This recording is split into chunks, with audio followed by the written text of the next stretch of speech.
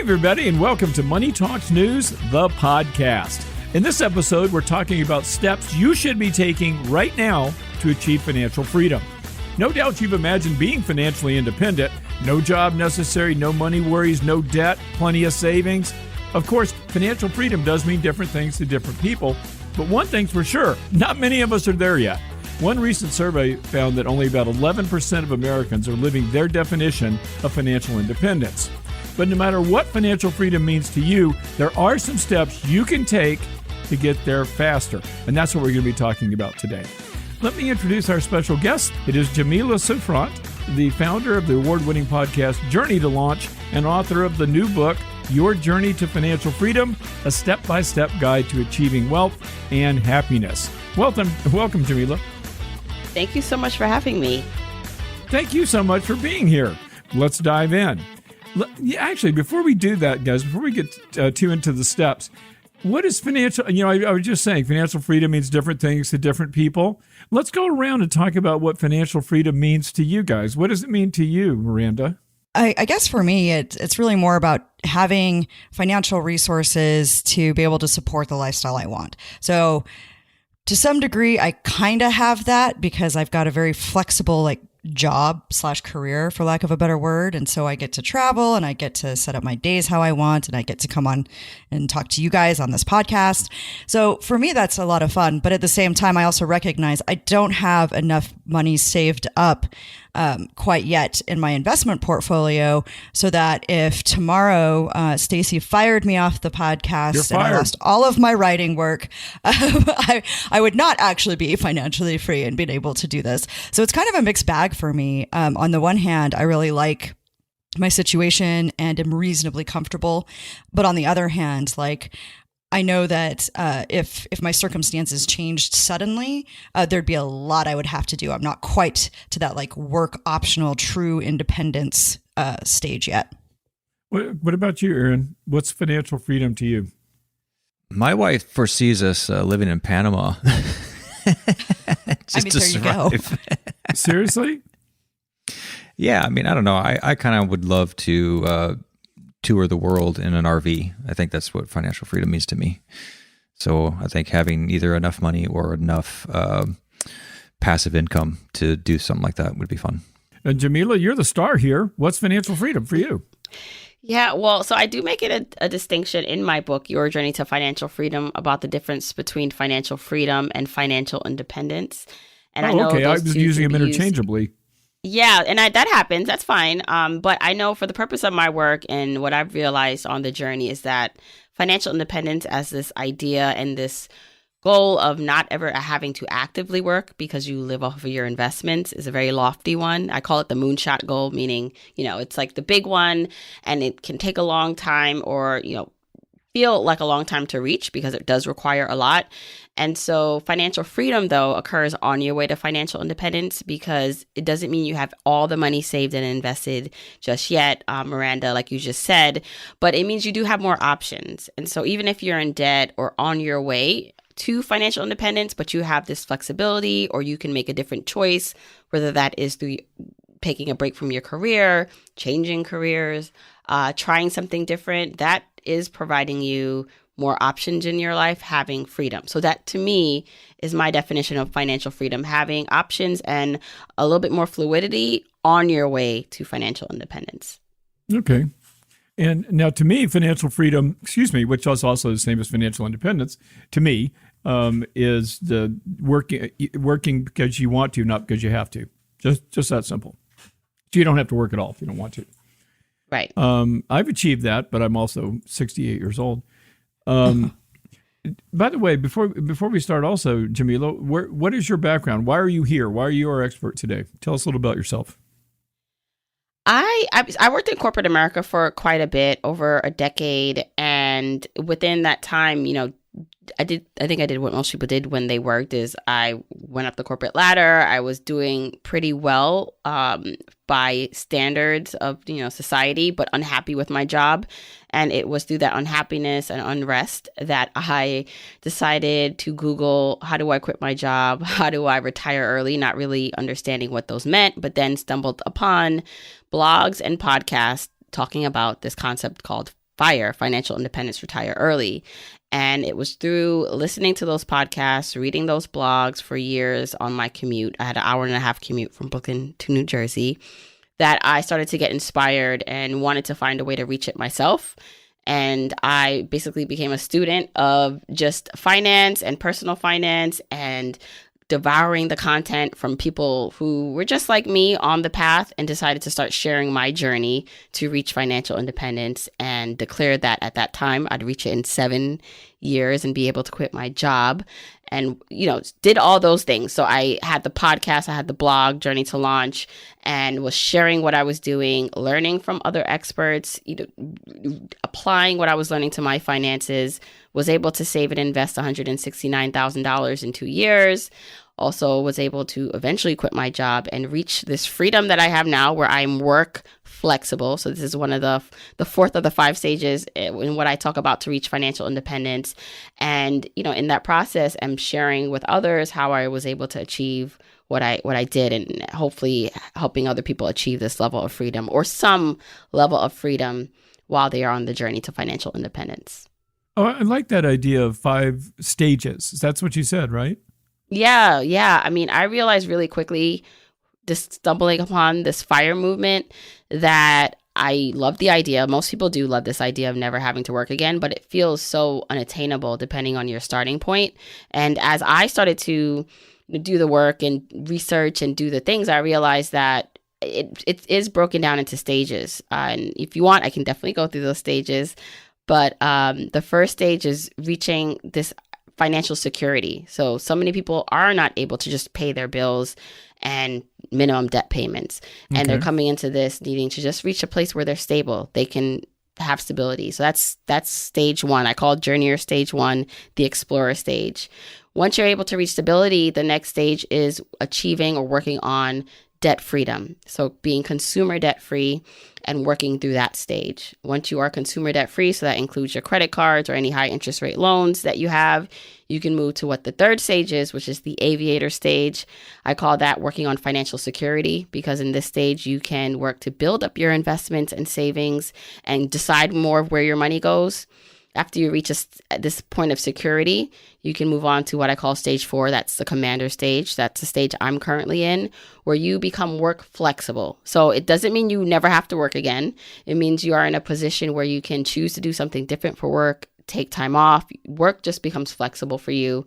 And you can choose to stay in this stage if you want, or continue on to where you can reach the final stage, which is becoming completely financially independent. I call that the Captain stage, where work truly does become optional because you have enough invested or passive income to support your expenses. I mean, through these stages, it sounds like the first few of them have a lot of sacrifice involved. Yeah. I'm actually glad you recognized that point. Let's talk about that. Yeah. I do feel like there's a distinction on how intense or how much sacrifice is required to get through the beginning stages. Now, I do believe in a balanced approach to reaching, your financial freedom or independent streams. But I also do believe that in the beginning stages, if you're in the Explorer stage, so that first stage where you are having a hard time paying for your expenses and debt payments, and then that second stage of paying off debt, is that the goal should be to get out of those stages, especially that first one, as fast as you can in a way that doesn't burn you out. And so with that may come more sacrifices and may come more delaying gratification, but finding kind of the joy and the achievement in doing that. So once you get into the more later stages, so even that third stage of financial security where you're now building up your assets, you can fall back and choose how intense you want to be on that journey. But I do believe you do have to put in more of that work in the beginning stages to help you get out of it, so that you can have the more flexibility and freedom and choices that you desire. So if I am a person who I don't consider myself stable, and I want to achieve that first stage, what specifically do I need to do? Yeah. So I think no matter where you are, unless you're just totally fine with your finances in life, that everyone, no matter what stage you think you are, should do the following: should do an assessment of where they currently are.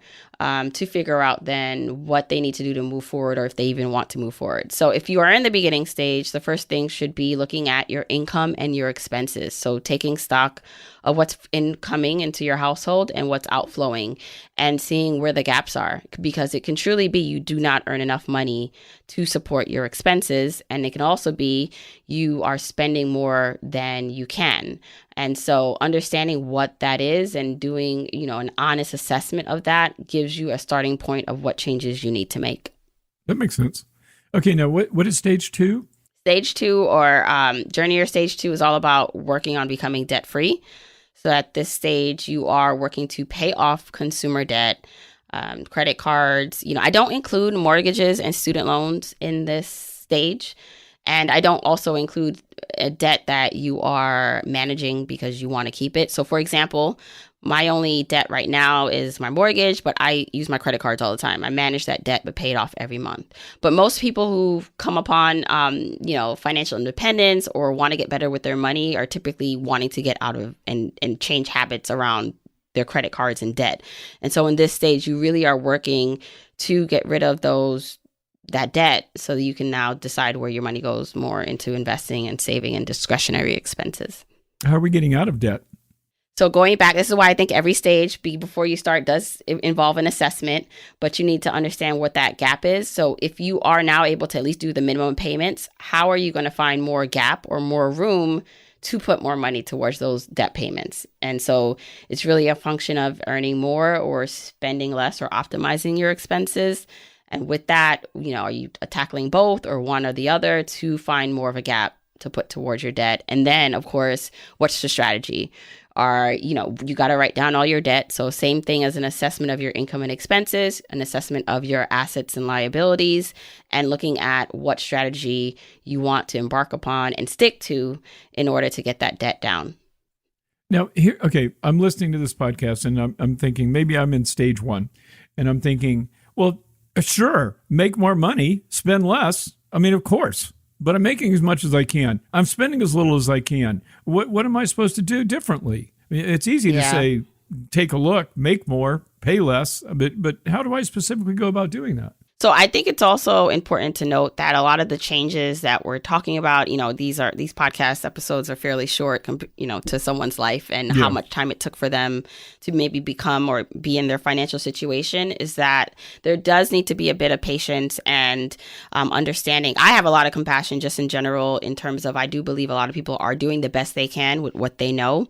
And so with that, when we talk about someone who's in the beginning stages, it's not that, you can get out of this, especially that second stage of getting out of debt. It's not going to be quick for most people. It took them decades or years to do that. And while I think some people do know what they need to do, you can Google this, it's everywhere, you earn more, steps to negotiate your salary or spend less, get a budget. All that is out there online or there for people, even for free, just to learn. I think for a lot of people, it's why they're not doing it. And maybe they're overextended. They don't have the energy to do more or, put in extra effort to do some of this stuff because they're surviving.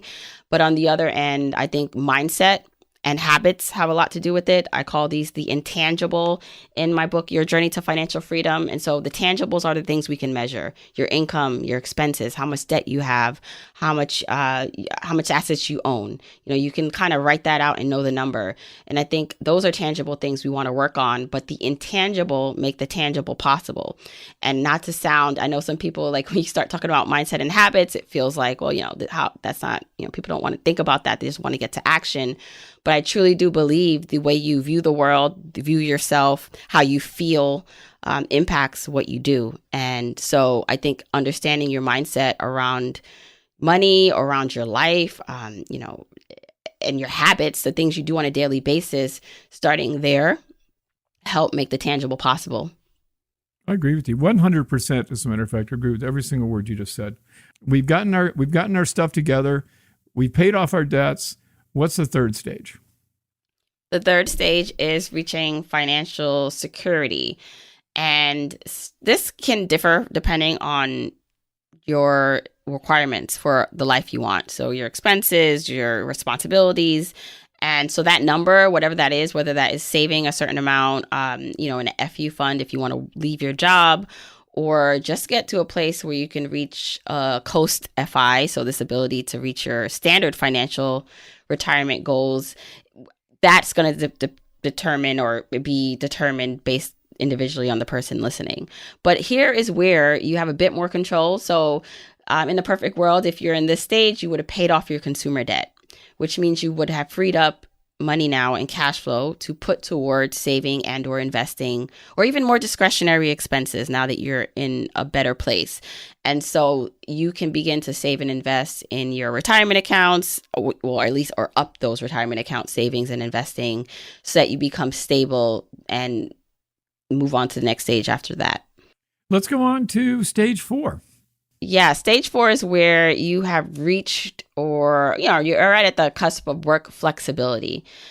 This is a stage in which you can decide what you want to do for work, or walk away from situations, whether that's a partner or job that just isn't serving you. Maybe you decide to go back to school or take a break to start a family. Maybe you want to start a business, or you continue to work, but you really truly know that if you needed to, you can walk away and do something differently. And that's what I call the work flexible stage. I do believe that this is a stage many people can work to. I believe financial independence completely is possible for a lot of people, but that this 4th stage feels a bit more attainable, as for most people, because getting to a place where you have more options can happen even if you're starting in the beginning. Yeah, going through the first 3 stages enables you to get to stage 4, and I've been in that situation. I used to be a stockbroker, and as my friends, my coworkers we were making a lot of money at the time.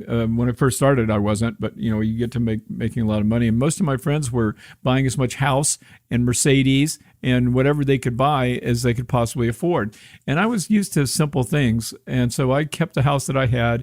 I drove a classic car, so a car wasn't a big deal to me.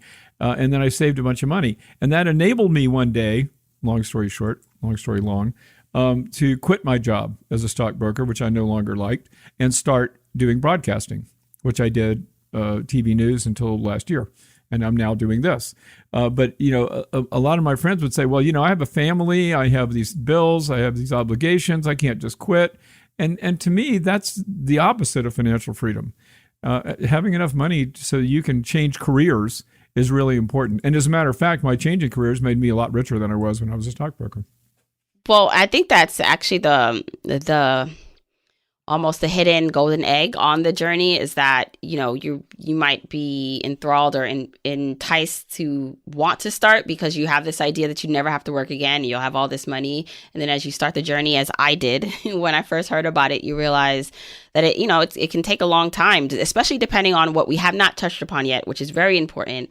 I call it the guac lifestyle levels in the book, because that makes a huge difference about how you reach financial independence, or if you can.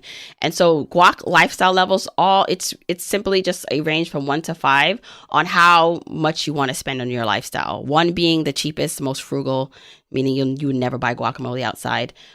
You'd make that at home. I thought you were saying guac, and I wasn't sure. I mean, I am all about this guacamole theory of financial independence. I had to find a way to bring this in, because I think a lot of things for people is about like lifestyle and how much they want to spend. And so guac level 5 is the most extravagant. Like you have your own guac factory or something, but you can replace guacamole with whatever indulgence you enjoy. And what you mentioned, maybe some of your old coworkers or even myself, I could be financially independent if I had a lower guac level and didn't live in New York City and didn't, want my lifestyle to be a certain way. And I think that's a big part for some people is, how much do you want to spend? And what is it going to take for you to accumulate that much money to cover those expenses? And is it worth it? Are there some concessions you need to make? And so with that, I think comes some thought process and just some accountability. I don't think any guac lifestyle level that someone wants to pursue is wrong, but knowing there is a trade-off if you want to spend more of how much you have to work to have that if you want to reach complete financial independence. Here's an expression that I've used in books that I've written. You can either look rich or be rich, but you probably won't live long enough to do both. I like that. If you use it, I'll sue you. Okay, we've got one stage left. What is it? Stage 5. Stage 5, the ultimate stage, the captain stage of the 5 journeyer stages, is you've reached and achieved financial independence, where work truly is optional, and you have enough saved and invested to cover your lifestyle. I'm there. Yeah. But again, Nice. I'm 68 years old too, and I did not get here until relatively recently. Maybe. Well, it depends too on what the thing is, when you start making more money, your lifestyle goes up too. So I could have retired 10 years ago if I had whatever guac lifestyle it was, where I wasn't ordering guac. but Right. Well, But that's now why I think you now need I'm a to be guac. flexible. Now I Yeah. eat guac with both hands. So I was gonna say, let's be honest, I'm probably like about a 4 on the guac scale if we're being honest, the way I do things, which is probably why I'm not like there yet. I probably Right. could be there, but it's fine if you're not, like I think that's the Yeah. point. It's just that, it doesn't make it wrong. It's just, here's the opportunity cost for, doing this thing, and here's why you may need to work longer and not be in the complete financial independent stage. And if you're okay with that trade-off, then that's fine. And you know what? I remember too, when I was 21, 25, whatever, I was going to retire when I was 30. It was really important to me. And then, as you get older, you're like, retiring is not important. Having fun is what's important. And this, by the way, and we've had this conversation several times, Shamila, on this podcast. I hate the FIRE movement. I think it's bullshit, because and I'll tell you why. Because the people doing it aren't retired by definition, or we wouldn't know what it was. I mean, to say I worked this job I really hated. Now I'm financially independent, but I'm doing this website and this podcast. So I guess what I'm trying to say is what my version of it is FIRN, financial independence, retire never. Right. And that's what you're witnessing right now. I mean, I have no reason to retire. I'm having a riot. And I think that's, yeah. Go ahead. Sorry. Go ahead. No, I think I love that you brought that up, because I know that that's a pushback. That's a valid pushback about, people. Which is why I like to say and be honest up front. Like, I'm in stage 4. Like I can take a break from what I'm doing. And I could certainly be financially independent if I spent a lot less, but that's not what I want to do. And, for a lot of people, you have to be careful, online, listening to people, because some of how they are achieving financial independence, or at least how they're earning money when they say that they don't need to, is through, working, which is not a problem. I'm not against that. I think what happens on the journey, which is why I do believe everyone should attempt it, even, it can feel like for a lot of people just impossible, is that who you become on the journey, I think, is the most important. So when I started this journey, I didn't know about, or I knew about podcasting. I didn't know I'd wanted a podcast, or I wanted to write a book one day. I didn't know that this would be it. And so there's so many skills that I've accumulated, and there's so many things that have happened in my life for just starting, even if I wasn't public facing. So not everyone needs to become like a podcaster or a writer if they're on this journey, but I just noticed my life got bigger. I had more opportunities, even in my job before I left, because of the work I had to put in my personal finances, and becoming more confident, and, just becoming more resilient helped me. And I think that's what happens for a lot of people on this journey, is that they figure that they can do something else and then make money, which is what a lot of people do, from the skills that they've acquired on the path. Good point. And for those listening, I want to make sure I urge you, do not try to become financially independent by podcasting. Okay, if you want to generate tax write-offs, podcasting's excellent. But if you want to be rich, it's probably not your thing. At least it's not mine. But anyway, that was really good education, and this is a topic we've covered many times before. Of course, when you're in the personal finance space, you're talking about this sort of stuff all the time. But I really appreciate the way you brought it into stages, and I think that makes sense too. So that was really good stuff. Okay, does anybody have any other? Miranda, I've heard almost nothing from you, which is horrifying. Just hanging out, learning lessons, doing the thing.